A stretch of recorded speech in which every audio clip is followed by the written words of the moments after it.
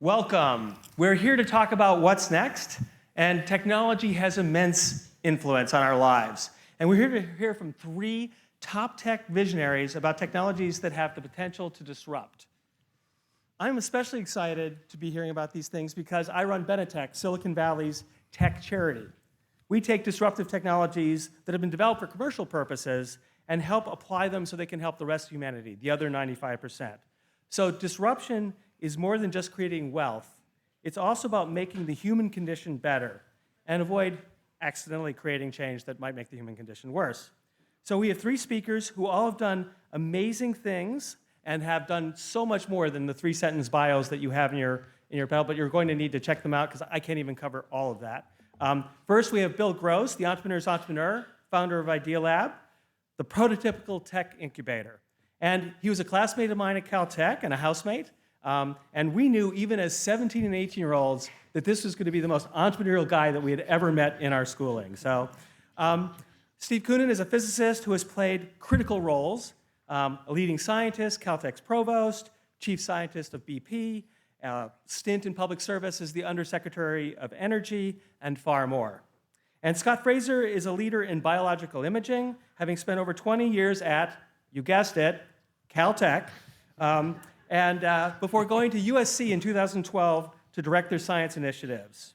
So our format, lightning presentations, 5 or 6 minutes on an exciting new tech idea that has the potential of disrupt, a couple minutes of questions from fellow panelists and me, and then at the end we'll get your questions to hear about kind of how you think this might affect your lives in the coming decade. So, to go ahead, Bill, take it away. Well, thank you, Jim. It's an honor to be here, and I can't believe how long we've known each other, since we were 17, 18 years old. I want to talk to you about 3D printing and how powerful this technology is, how disruptive it is. To give you a sense of that, I want to talk to you very briefly, in a very funny way, about the history of making things, from way back when to now. So first, a couple 100,000 years ago, we scraped things. We picked up our stones and scraped them into shapes that were useful for us. And then we began carving things. And these are some images of just beautiful carvings that we made many, many years after that. Then we started molding things, both with primitive potter's wheels and firing things. Jumping forward, we began forging things, taking heated metal, pounding them into shapes that would be useful to us. Jumping way forward, we began casting things. The idea of making a permanent mold that you could pour different materials into to make something useful was a pretty radical innovation, and it led to a whole new range of objects. Jumping way, way forward now to the early 1800s, we started stamping things. We started making machines that were strong enough to take metal and pound them into useful shapes. That led to an explosion of new opportunity. And at the end of the 1800s, we actually began injection molding things. The very first time we were able to take metal, sort of like casting now, and then pressurize heated plastic into shapes. And once we started making things out of plastic this way, that led, again, to a whole new range of things. In the beginning of the last century, we began machining things. We made tools that were accurate enough, lathes and milling machines, so we could put metal into very precise shapes. And that led, of course, to huge new advances. Obviously, led to the automobile and all of our power plants, and so many different technologies we have that led to modern life all came from machining. And it's very infrequent, maybe every 100 years, that a radical, in some cases 100,000 years, that a radical new crafting product technology comes along, and 3D printing is one of those. And now we can 3D print things. Let me explain to you what's novel about 3D printing and why it's so exciting. 3D printing is building up an object one layer at a time. So instead of taking material and removing it or reshaping it, you're actually building it up, either one layer at a time or maybe even someday almost one atom at a time. And it's called additive manufacturing. And that's different from subtractive manufacturing. You think of machining as taking away metal, or like sculpting, taking away everything that doesn't look like the thing that you want. This is building up something to be exactly the object that you like, building it one layer at a time.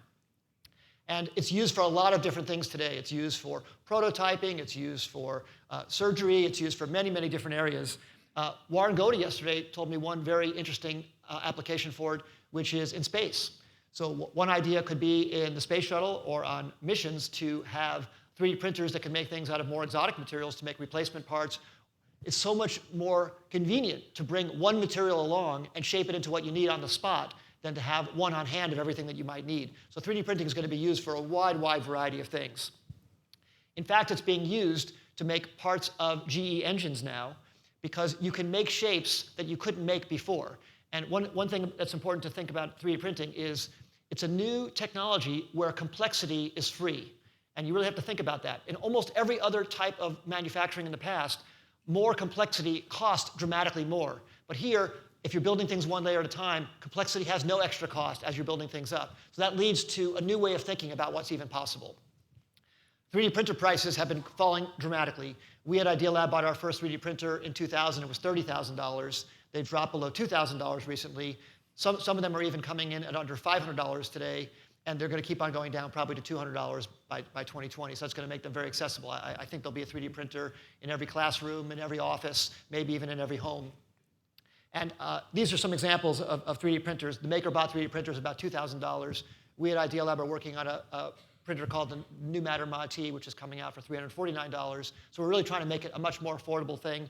It's really powerful for kids. It's really great for education, for kids to imagine things and then make them right on the spot. Teaches them all kinds of powerful things about math and science and planning and geometry and trigonometry. So it's a really, really fantastic teaching tool.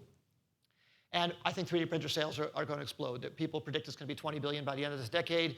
That 3D printed parts are going to be almost $10 billion by the end of the decade. And this just shows you some of the wild things that are people dreaming up that they can make with them.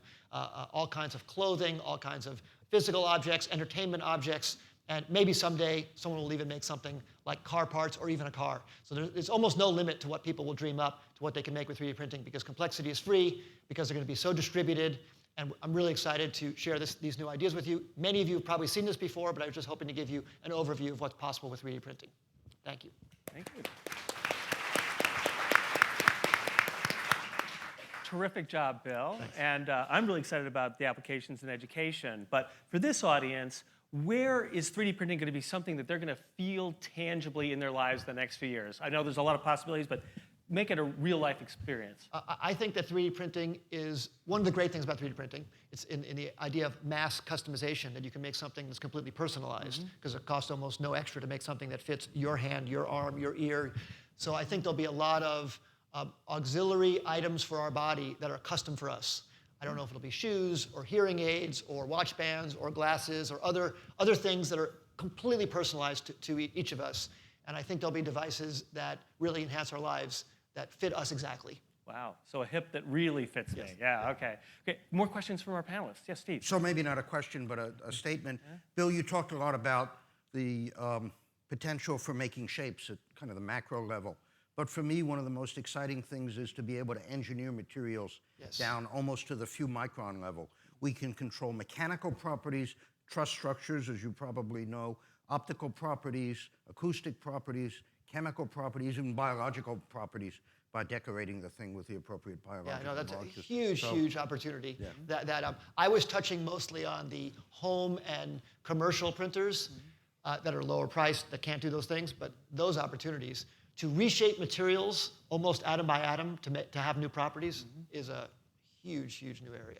So Scott, what are the chances? Right now, we think about making the structure, adding a lot of complexity, and then if we want to make it biocompatible or whatever, we decorate it. Do you ever see that the printing itself could end up depositing individual molecular species or even cells so that you could build organoids? Oh, absolutely. Absolutely. There are some people who have been 3D printing body parts, and there's no question that you can have multiple print heads that eject different materials that mix together. Yeah, very exciting possibilities. So I think, in education, I mean, we're starting to see 3D printers being put in schools and in libraries and in museums. And we work a lot with blind kids, and everyone gets why a blind kid needs to see the double helix as a physical model.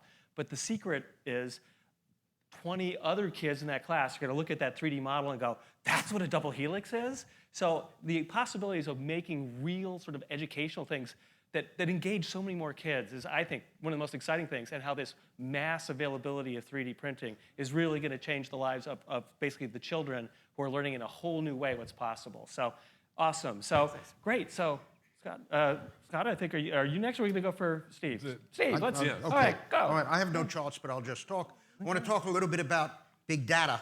My credentials for doing this is that I came to New York City and NYU about 3.5 years ago to start a center called CUSP, which is about the intersection of big cities and big data. Big data is a particularly opportune thing to be talking about right now because we are awash in a growing torrent of data of all kinds. Really, we are seeing the instrumentation of society.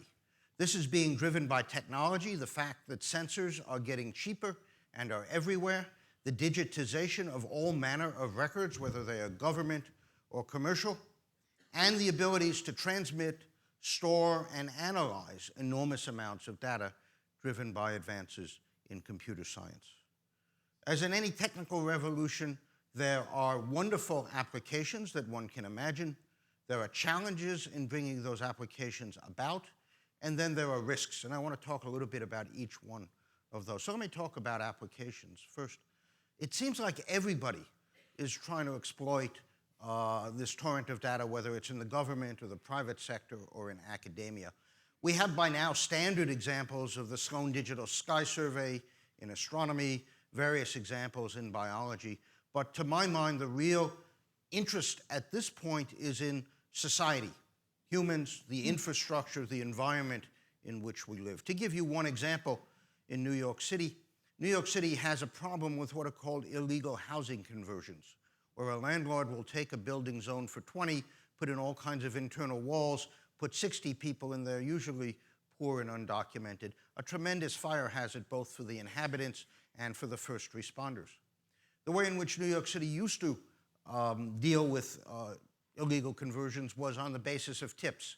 Someone would phone in a tip, you send out an inspection team, and in about 15% of the time, they found something that warranted correction.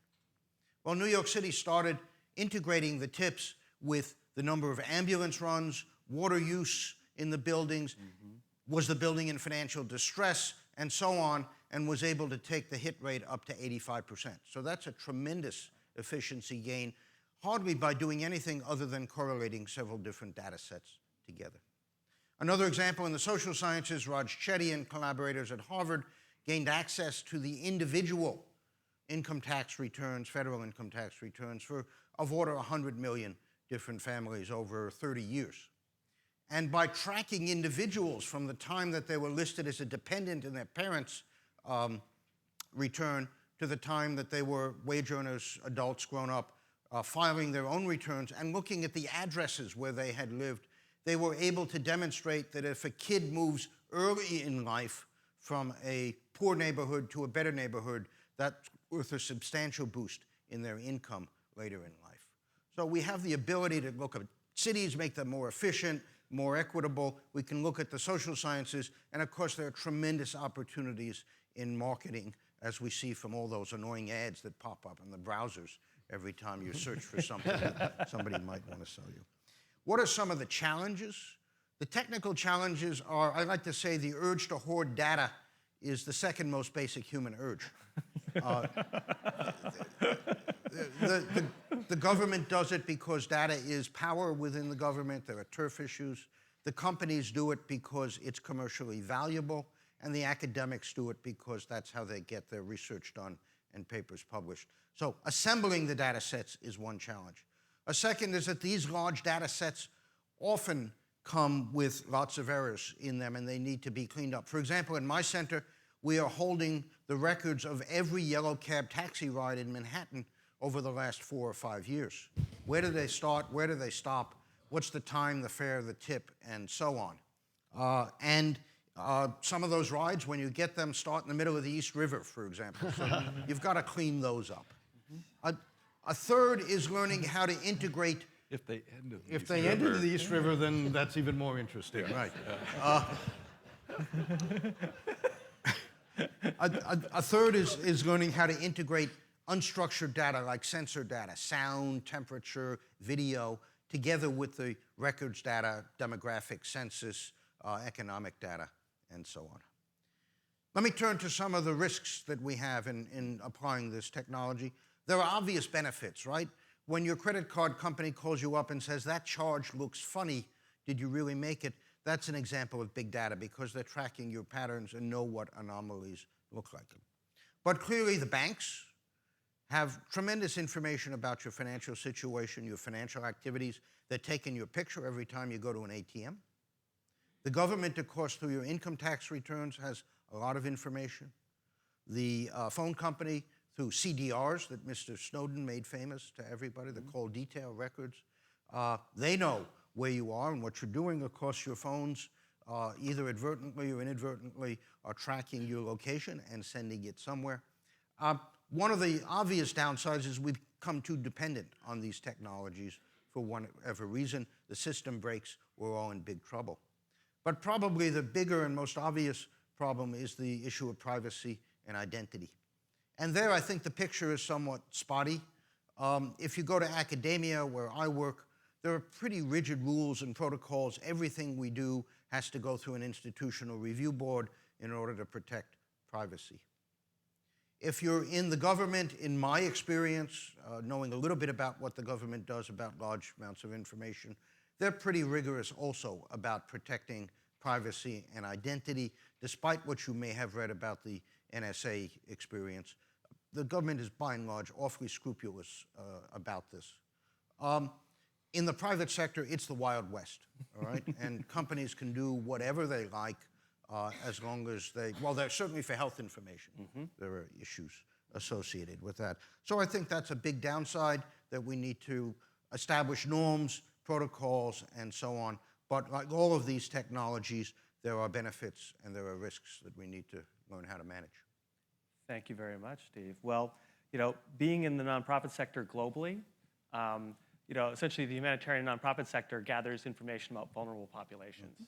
And there's a huge concern, of course, that other governments aren't quite as scrupulous about how they treat their citizens, whether they're gay, refugees, and the like. So I don't think we're worried as much about, at least at this point in time, with the U.S. rounding up dissidents. But what can the tech field do for controlling these bad uses of having built more or less the perfect surveillance state globally? Yeah. At least in terms of, let me use a technical word, the internals of a phone call. There are encryption technologies, and I think there was a wonderful session yesterday morning about the two sides of that discussion. Beyond that, it's really tough. If someone really wants to find out what's going on, they can. Let me give you one simple example. In the US, the average population of a zip code is something like 30,000 people, I think. So if I know your zip code and I know your birthday, divide by 365, you're down to 80. And if I know your gender, now we're down to 40. And then if I know your year of birth, I effectively have you. So you can very easily de-anonymize or identify simply by putting records together. I think it's just something we're going to have to get used to. Yeah, there's no such thing as anonymous data as far as we can tell. Absolutely So not. yes, go ahead. So that's sort of one of the challenges, because so much of the benefits, say in health records, would be to identify sources of pollution, for example, and health implications by the health records of those people. So now you're stacking a lot of aggregating data together gets more and more personal, but more and more powerful. Right. So how do you juggle those two things? I think society is inventing all of this as we go along. We sponsored a book, which you can buy. It was published about a year ago, Big Data and Privacy in the Age of Big Data and Academic Research. It's an evolving field. There are no easy answers right now. Bill, do you have a question? So I think the last thing I'd like to mention is we've been providing strong cryptography solutions to human rights activists for 10 years. And right now, the US government wants to mandate backdoors in crypto. And let's just say we're not in favor of this just because of where that technology will go. Okay, so Scott, let's hear about the frontier, the future of biotech and some of the exciting things that are going to happen. Well, what I want to try to tell you about, and I'm just going to stand over here so I can actually see the slides easier, is some of the work we've been doing trying to take advantage of living in the post-genomic era. So my day job is figuring out how to do things like imaging that beating heart on my side of the screen.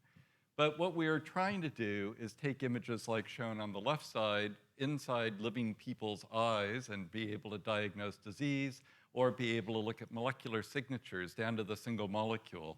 And I'll try to give you a feeling about how that's come to be and what our next set of challenges are. So the whole central dogma of molecular biology is that the DNA leads to the RNA, leads to the proteins. It's the DNA and RNA that is the easiest for us to study because we can amplify it using PCR machines and other things. and sequencers like shown on the lower left here. And what's fascinating about these instruments is for more than a decade, they exactly tracked Moore's law for computer electronics. And then, as you can see in this curve over to the right, the white line is Moore's law, the green line is the cost per genome. And what I hope you can see is that they run parallel for quite a long time, and then here in the late 2000s, it suddenly dropped. Wow. It's now going at tenfold the rate of Moore's law. The number of base pairs aggregated in toto is probably going at 100 or 1,000 times Moore's law. So this is a phenomenal opportunity for us. We all know what Moore's law has done for electronics. What does this allow us to do in biotech and in health management and a number of other things? And the approach so far is to make these machines more and more expensive and powerful. It's worth making them more powerful, but these facilities start to look like factory floors, much like the medical labs that samples get sent to in the basements of hospitals. So 2 days later, you can find out you have an infection, or 2 weeks later, you can get this molecular data back. Now, we've sort of been then, I think, as a field in this sort of mainframe thinking. And mainframe thinking led us to things like the Cray. And the Cray was a phenomenal supercomputer. The ironic thing is that even though this had to have special fluorocarbon oils to cool it and a special unit bigger than the stage almost to do the cooling of the unit, and the power requirements were huge, an iPhone 5 is slightly more powerful. A faster processor, more memory, better graphics, way, way, way more energy efficient. None of you have to carry a trailer with a cooler behind you. And because of that, it's affordable and it's deployable.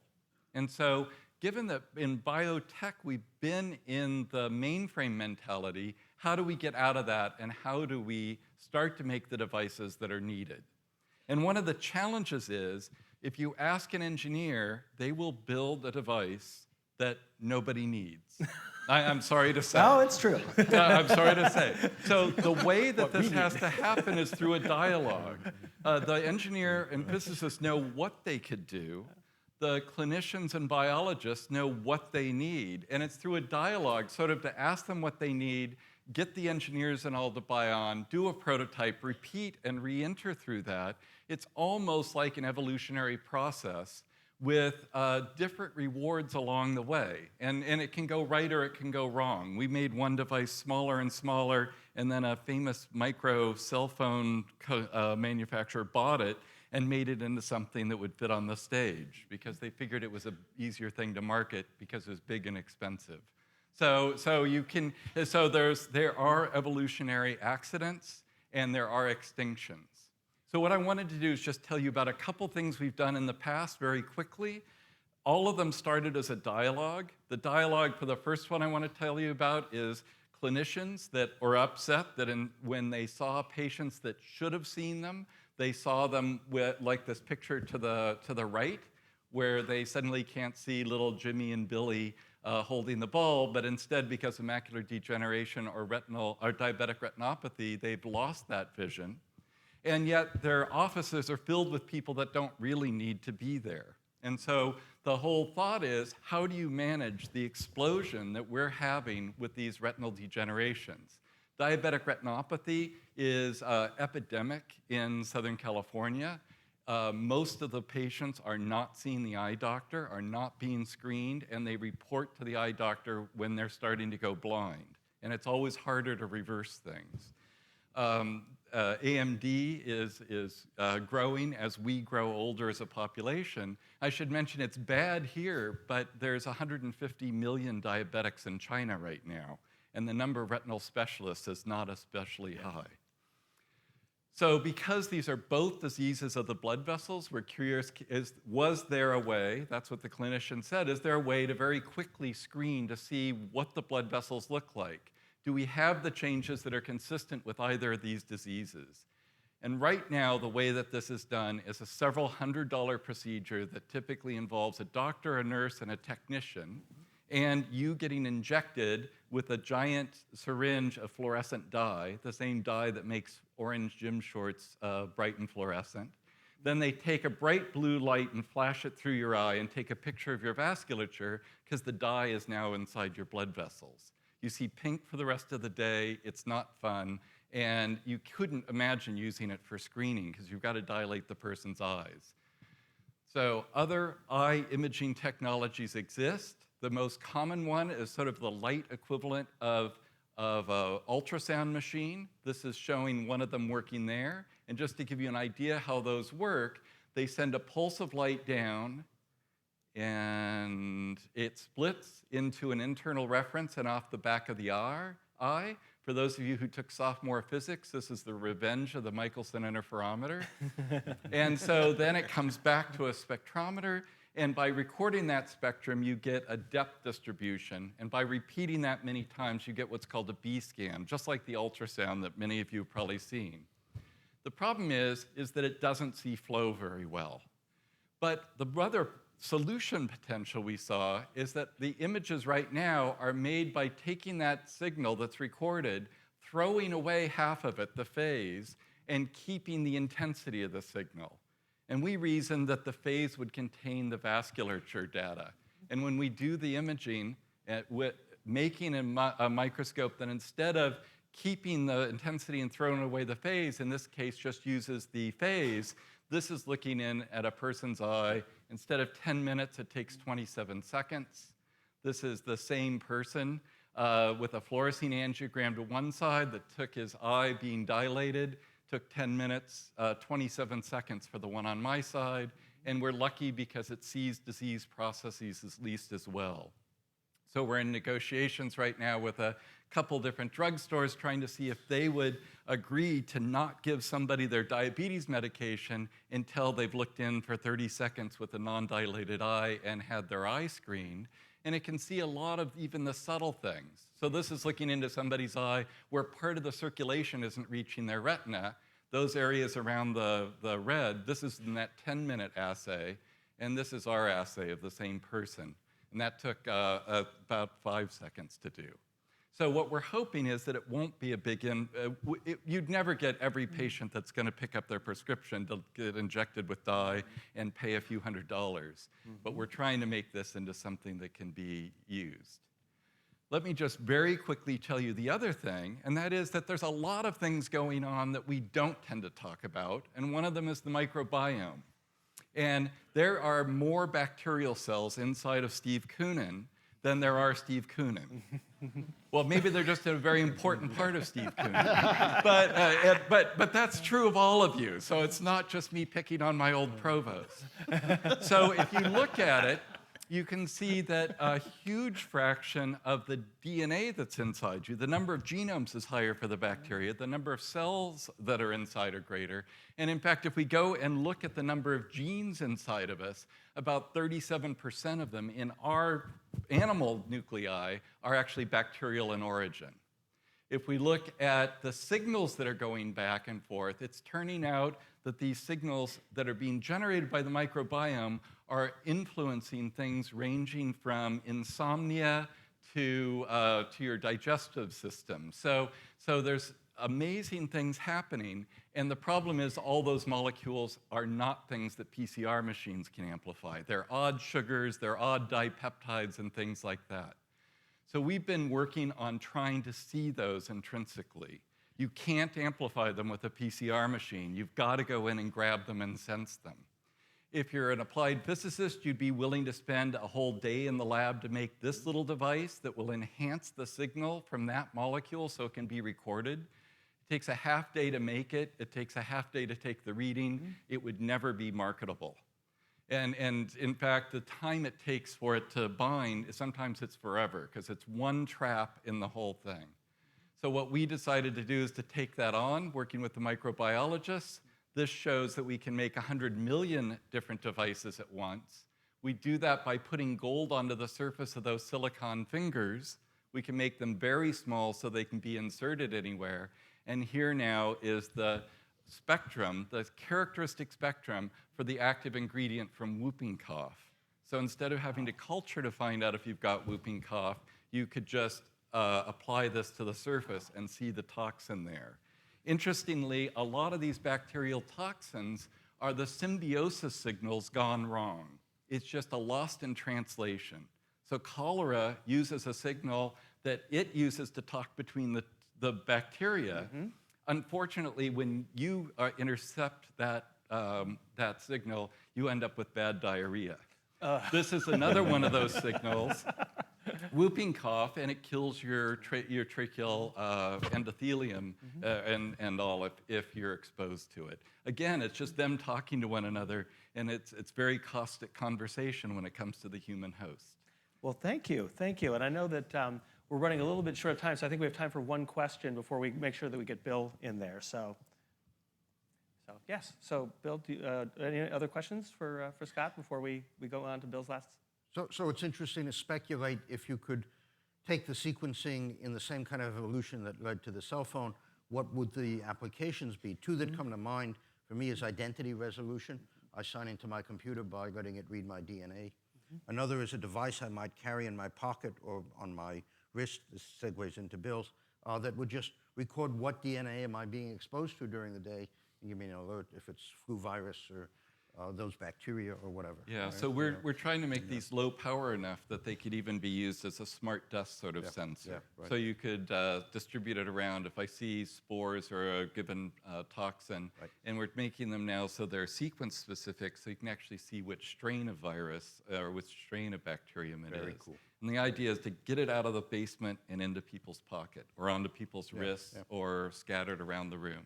Oh, awesome. Very Great. So Bill, talk to us about becoming superhuman. Well, it's a perfect segue to the whole wearables category. Yeah. If you could bring up my slides on that. So I want to introduce you just very quickly so we have time for questions. A quick look ahead to what's happening with wearables. Wearable computing has captivated us for a very long time. And some people could even argue that one of Leonardo da Vinci's early sketches was of Google Glass. He was envisioning this a long time ago. And then, of course, you got Maxwell Smart over there with the shoe phone. But jumping forward, I would say that we might even have 10 billion wearables in the world today if you include some of the devices that we put on our bodies that make us sort of superhuman. I mean, our watches, our supercomputers in our pockets, this Cray we're walking around with without the cooling, our glasses that improve our vision. So depending on how you define any technology that augments our human capabilities, the wearable category could be quite large. I'll talk specifically about some of the technological things that people are working on right now. We have a Cambrian explosion of new wearable devices. Things ranging from fitness to so many different areas. And I think many of these will die off because some of them won't be that useful, but many of them will succeed wildly. We just had an IPO of one of the wearable-only companies with Fitbit. That one was focused on fitness only, but there's so many other possibilities, and I want to take you through a few of those. Wearables currently include many different categories. Things related to activity, things related to health, things related to even smart clothing. Clothing that could be the thing that measures the other infecting DNA that's around you or other diseases, germs that are around you. So many different types of sensing that are possible. And this is all happening because of many of the things that you heard. Moore's Law makes sensing and computation so cheap. And think about this. If Moore's Law has led to a million-fold improvement in computing power in a given space and cost over the last 40 years, that is so hard for us to even fathom. When you think about, if we jog, we can jog at 5 miles an hour, and then the airplane comes along and goes 500 miles an hour. That's only a 100-fold improvement, but look how that changes society. So a million-fold is just hard to fathom, and yet it's impacting all of these devices. It's going to work its way into everything. Battery life, battery technology and cost. Wireless internet technology. The proliferation of sensors. As you said, Steve, sensors everywhere, accelerometers everywhere, makes so many things possible because now you can be detecting things, and the sensors you're talking about are way more sophisticated than accelerometers. So if you can be detecting those things all the time and they're on your body, they can give us somewhat superhuman powers. And then 3D printing to make these things fit our body. Very quickly, wearable computing's wearable technology expected to grow like crazy to billions and billions in revenue. There's many, many different types of technologies that are on our bodies right now, and they are not as big as PCs yet, but I expect them to grow bigger than PCs. Smartphone has already grown bigger than PC. Many different companies working on it, so there's big and small companies working on it. We just had that big IPO, but we also have lots of very large companies and lots of garage operations working on this right now. Right now, most of wearable technology is on our wrist, but I believe it's going to migrate to other places on our body, like embedded into our clothing, embedded into our ears, embedded into our glasses, and so on. And I think that there's going to be so many different places it can have impact, including even swallowable technology. Pills that we take that is a form of wearable that's inside our body, measuring things from inside our body. Things in our contact lenses, things that are on skin patches, and of course things on our glasses and in front of our eyes and so on. So I think there's a lot of potential areas that this can have impact on us. And I think that in the next 20 years, every one of us here will have multiple wearable devices on our body, and it's just a matter of finding killer use cases that really cause mass adoption, solving some of the privacy invasion issues, getting price points and reliability up, but really coming up with awesome personalization so everybody can get the exact functionality that they want. That's my quick summary on wearables. Wow. Okay. Well, cool. Well, thank you, Bill. So, of course, you know, a swallowable computer just gives a whole new meaning to the word data dump, you know. So, but I just imagine how much information that you'd be able to get out of that. Yeah, I'm worried about people hacking it, though. So how? Yeah, the I mean, Dick it's Cheney bad enough when problem. the- You know? yeah. We had to turn off the ability for them to change the programming of his pacemaker, you know. So, Scott, do you have a question or comment? Because I'm sure this gives you some ideas. So. No, it's just, I mean, what's exciting is that there's been a discussion for a long time about the concept of smart dust, so a distributed sensor that communicates back findings. And you could imagine those both in the environment and on the body in a completely less disruptive way than Goonie glasses or a Fitbit. Yeah, absolutely. I think in China, they recently had some groundswell of people who were measuring pollution just with distributed sensors. And by tweeting it and by gathering it from the tweets of people, they really, really showed what things were like in Beijing and really caused some action and change. So the idea of distributed sensors on us that are measuring all kinds of things from the environment and from ourselves is really, really powerful force for change and improving the world. No, I'm good. Let's go to the audience. Okay, yeah. So I think we're ready for audience questions, and I do want to forewarn you, we're going to have a surprise guest at the end of audience questions for 5 minutes. So more disruptive technology is coming. But let's make sure we get some questions about our current panel because they've presented some amazing disruptive technologies. So I see a lady there raising her hand in white. So if we get her a mic, let's get going. So please say your name and then your question. So. Hi, my name is Anne-Marie Foss, and Silicon Valley often moves faster than the existing regulatory or healthcare infrastructure. What are the challenges to getting some of these technologies actually applicable? Like, for instance, in 23andMe, you could, get your whole genotype mapped, but the courts determined that you can't have access to the healthcare information from that. Okay, so who wants to tackle that one? Well, I can tell you that the regulatory agencies have not caught up. We'll be talking a little bit about that in the personalized medicine session this afternoon. And they can have very, very interesting information limiting. So one of our first devices that got FDA clearance only got FDA clearance once we made it from something that did 60 tests at once down to something that would do 1 test. Yeah. So just moving the opposite of what we're talking about, and then they were happy. But of course, then we weren't happy because then we couldn't measure the covariance of those signals. And it'll be an interesting challenge to assure them that that won't be a privacy concern. And I think 23andMe is having to go that one-off kind of thing. So, yeah, any other comments? We have other examples where technology outpaces regulation. High-frequency trading is another wonderful example where the SEC has still struggling to catch up with what's technically possible. Yeah, and to your big data issue in education, there's a current backlash because people are freaked out about all the data being collected about their kids. And if there's, we may give up our privacy, but when you start talking about our kids, people get very concerned. So yes, right here in the front. So. That was spectacular. My name is Rob Rosen. For the last couple of days, we've sort of been hearing a lot about proteins, and as a non-scientist, has the evolution of analyzing proteins for early detection of broad-based diseases, various cancers, sort of with the number of proteins and the complexity of proteins, it seems like that's an evolving area of science that could be very, very valuable for humanity. Yes, and I think it's something where big data is going to have a huge impact because the signatures of which proteins a person is expressing really can be a diagnostic. There are people talking about liquid biopsies now as a way of assessing health throughout your body because your body basically interrogates all the tissues. It gets slightly complicated because it's not just the proteins that you need to see, but the post-translational modification. So they get made by the cell and then also modified by the cell or other cells or microbes. And so all of those are diagnostic, and that's why it's so exciting that the power of these sensors and the distribution of them can grow, because then you have a chance of asking the questions you would need to. There's not going to be the one magic protein, although I'm sure there'll be a major diet on, based on one protein or something. but we really need to aggregate the data. But we do have sometimes single protein. PSA is a famous example, right? Yeah. But Right. rare. Okay, so good. More questions? Yes, right here, please. And who's next? Howard Morgan.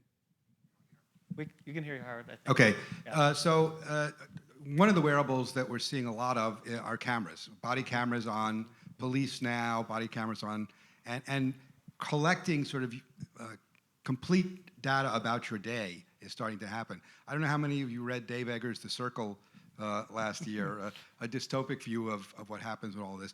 How do you feel we're going to go when everybody has a completely examined life, as it were? So one of the technical problems in doing that is just the information processing. If your life is like mine, most of it's pretty boring, right? And nobody's going to want to sit through hours of whatever, right? So feature extraction, identifying the information as opposed to the data is going to be a major technical challenge, but people are working on that for various reasons. I don't know, there's a whole movement now, quantified self, right, of which the wearables are one aspect. I think you're going to see enthusiasts doing that. I think police, safety people, maybe educators, you'll start to see that more and more. It'll be very interesting to see where it heads. There was a great line yesterday where it was referring to Krugman saying that the plural of anecdote is data.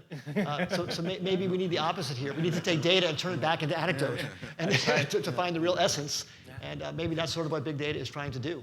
Well, and that's how human beings actually process information, right? You need that story that actually causes the light bulb to go off. So, yes, I see a question on there.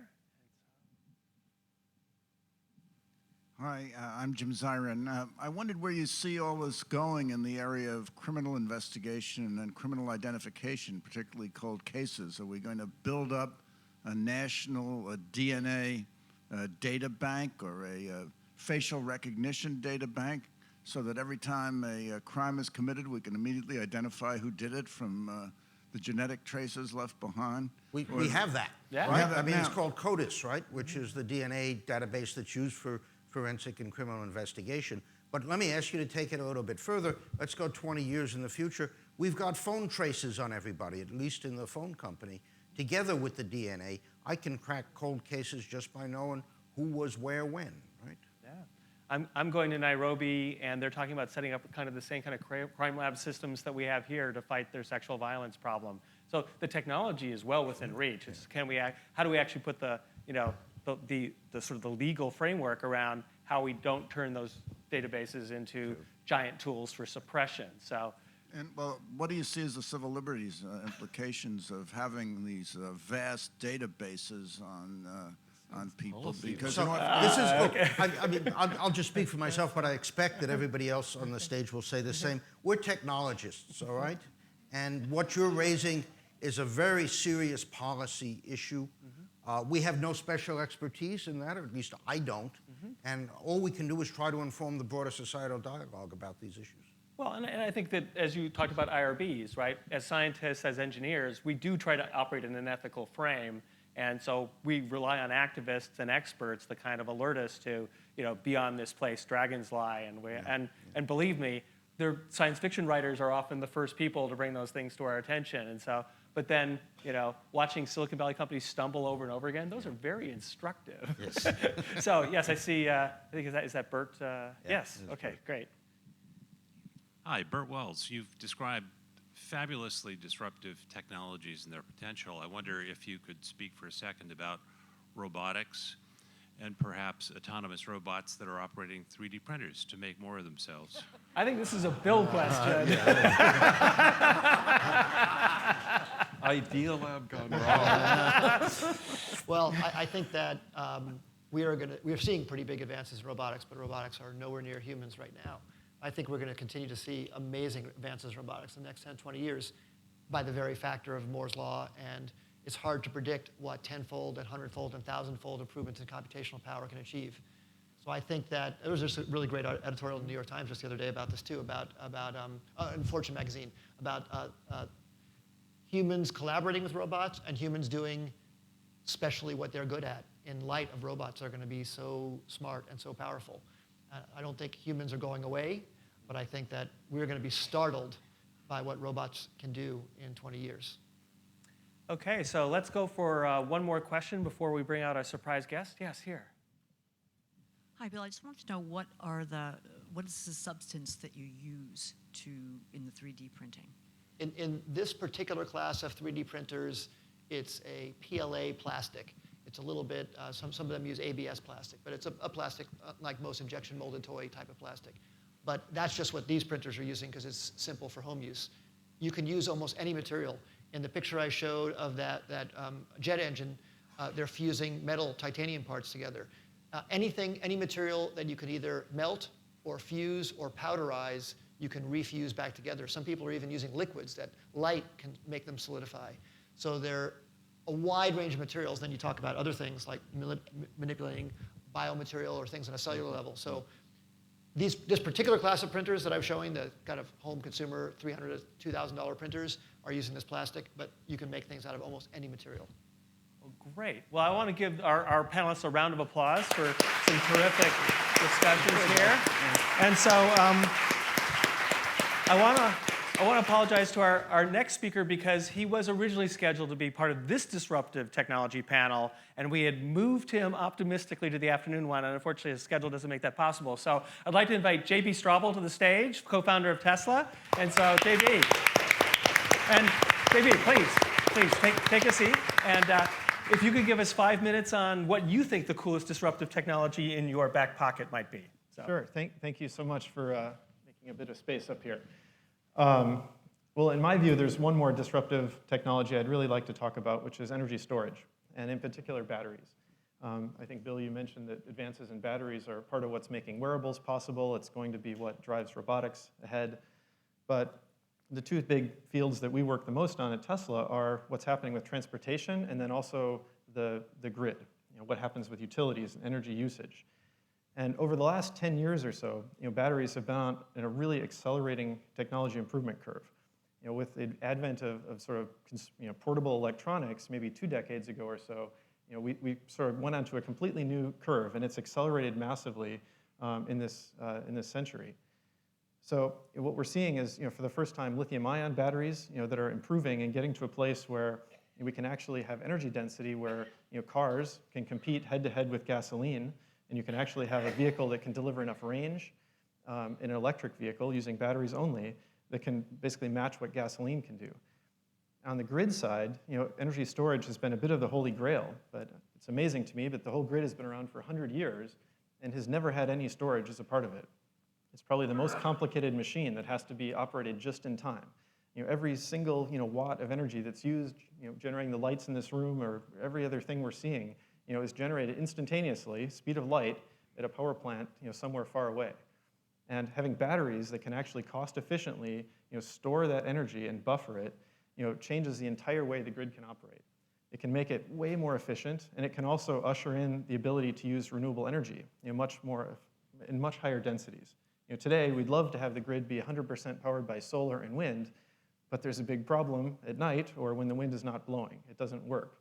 So we have to find a way to store that and store it cost efficiently and do it in a way that we can dispatch it and use it for everything we want to do.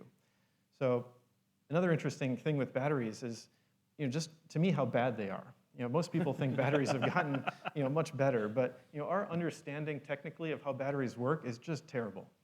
Even the best batteries that we can make today are they're just not a very advanced device. The state of the art today is essentially trial and error.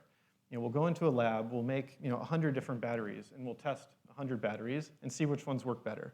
And those sort of champion cells advance, and then we sort of make more that are somewhat similar to that. And it's not really based on a deep, thorough understanding of what's happening at an atomic level inside the battery.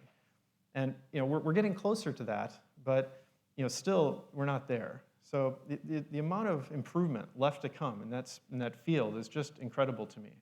And comparing how good a battery is at storing energy to how good even a plant is at storing energy is pretty amazing. A plant is perhaps 2 orders of magnitude better at storing energy than a battery is.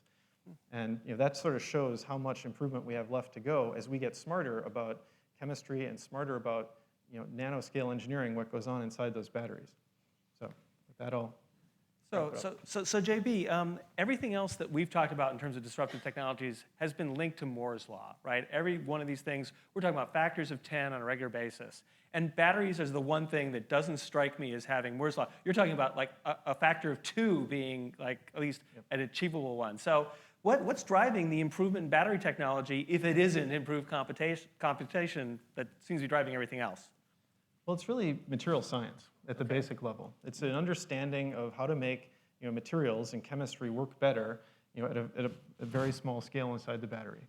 So we're improving cathode materials, electrolytes, separators, anode materials. That's what's driving that improvement. But a lot of people think that that because batteries aren't improving at the same rate as Moore's law, it can't have the same impact. But generally, batteries are much bigger and heavier. If you double the number of transistors in your laptop computer, it's not always obvious that it gets twice as good. And however, if you double the runtime of your laptop, that's a pretty it's a pretty obvious and substantial improvement. And the same is true with cars. If we double the energy density of batteries in a car, suddenly you can take half the weight out of the battery pack, or you can double the range, or perhaps cut the cost in half using half as many materials. So these are big, massive things that can change the market position of a whole product. So the implications of doubling on energy density in batteries are in some ways much higher in terms of the whole macro infrastructure we see around us than even Moore's law is. Great. So do we have any questions from our panelists for JB? Any observations or questions? Or should we go to the audience for the 1 or 2 questions I think we can squeeze in? So let's go to the audience. Okay, so let's bring the lights up. And so any questions for JB about battery and energy and the disruption? Or yes, please. Please say your name, and a quick question would be very welcome. Waring Partridge, is there anything from an engineering point of view with respect to battery design that will change its density in the next 5 years? Definitely. Can you describe it? Probably the advances in anode materials are the most exciting thing in that time window, sort of the next 1 to 5 years. The incorporation of silicon and silicon oxide into anode materials lets the density of how much lithium can get packed into an anode increase pretty substantially. There's a ton of different companies working on this. There's universities working on it, there's government labs, there's probably at least a dozen startup companies that we're aware of trying to invent better ways of microstructuring these little composite materials made up of silicon oxide and some silicon and also graphite, so you can pack more lithium in a tighter and tighter space. And it's a tough problem because when you pack the lithium in there, it wants to swell and expand, and that tends to break the whole thing apart. So that's the most near-term advance. Okay, great. And yes, great. Thank you. Ryan Phelan. JB, there have been a lot of conversations here in the last day between energy storage and climate change. I'm curious about your timeline when you can imagine, or can you imagine, the ability to have this grid power with renewables, or do you see the need for nuclear power still? I definitely think it can happen 100% with renewables. Today, storage can be cheap enough, and we can see a roadmap within the next perhaps 5 to 10 years where we can get to 100% essentially energy coverage, baseload coverage from solar and wind with storage at about the the same grid cost of where we are today with fossil fuels. And we need a battery that can have a throughput cost of around maybe 7 cents, 5 to 7 cents per kilowatt hour. And if you add storage or solar energy on top of that at perhaps 3 to 4 cents a kilowatt hour, you're in the same ballpark of where we are today. What's the cost right now for the battery? I would say today for the best batteries, we're around 10 cents per kilowatt hour throughput. And it's not a sort of binary scale. So today, actually, it's more economic, anywhere you're burning diesel fuel to make electricity, to have solar panels and batteries. So that means every island nation on the country or in the world, should transition to solar plus batteries. But there's a lot of inertia of invested, capital and assets in place. All of Hawaii should be powered by solar plus batteries, and it would be cheaper and actually lower people's utility bills. So let's see what Steve has to say about that one. Yeah, I think most people who deal with managing the grid can imagine a 20% penetration of renewables right now. There are days, for example, in Texas, which has a lot of wind, where they'd be calmed for a few days, and then if you were completely renewable and didn't have enough battery storage, you'd be dead. All right, so you always have to have the backup. And whether it's gas-fired or nuclear baseload, I'm not sure society wants to take the risk of being without power for even an hour or two. So I think we have time for one more question. Yes, Warren. Warren Goda. We've talked about possible power generation, energy storage, but what about the transmission? What sort of things might be needed if we have technological solutions in these other areas in terms of distributing power to needed locations, regulating it, controlling voltages, things like that? Yeah, transmission and distribution is it's pretty good already. In developed worlds, it's quite efficient. You're high 90s% efficient. And maybe the biggest advance happening there are power electronics coming into transmission and distribution and more DC applications, high voltage DC. But I'd say that's more evolutionary and maybe less revolutionary. Actually, storage has an interesting aspect of what it does to transmission, because the whole transmission grid has to be sized for peak load as well. So you basically have a double, maybe roughly a 2x overbuild of all the wires in transmission systems around the world. And if you can store that and start to levelize the load, we can defer investment and defer the sort of ugliness of building more transmission lines for a very long time. So we're seeing a lot of applications in places where you have constrained distribution or transmission, and it's actually cheaper to put in storage at the endpoint near the load than it is to make the wire bigger all the way to the load. Okay, so I think with that, I want to thank this incredible panel of 4 tech visionaries.